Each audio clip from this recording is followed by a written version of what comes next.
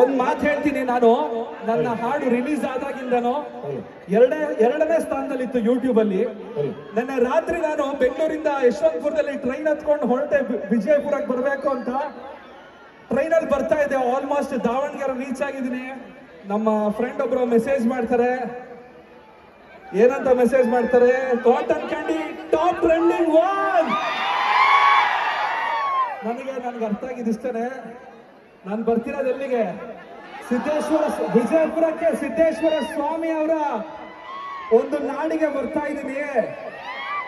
ಸಿದ್ದೇಶ್ವರ ಸ್ವಾಮಿ ಅವರು ಬರ್ಬೇಕಾದ್ರೆ ನನಗೇನಂತ ಹೇಳಿದ್ರು, ನೋಡೋ ಮಗನೇ, 2ನೇ ಸ್ಥಾನದಲ್ಲಿ ಇದೆಯಾ, ನೀನ್ ನನ್ನ ಜಾಗಕ್ಕೆ ಬರ್ತಿದ್ಯಾ, ಟಾಪ್ 1 ಅಲ್ಲಿ ಬರ್ಬೇಕು, ನಂಬರ್ 1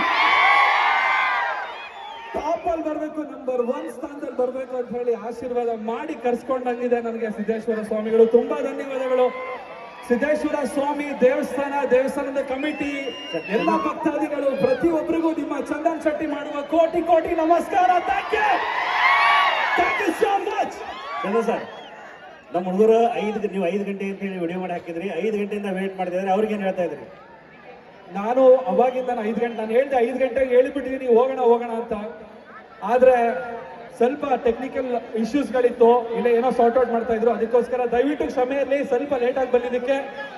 ಆದ್ರೂ ನಿಮ್ಮೆಲ್ಲರಿಗೋಸ್ಕರ ಇನ್ನೊಂದ್ಸಲ ಕಾಟನ್ ಕ್ಯಾಂಡಿ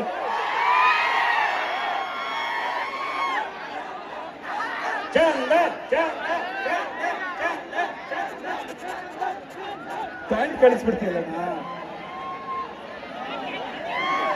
ಇನ್ನೊಂದ್ಸಲ ಕಾಟನ್ ಕ್ಯಾಂಡಿ ಹಾಡ್ಬಿಡ್ಲ?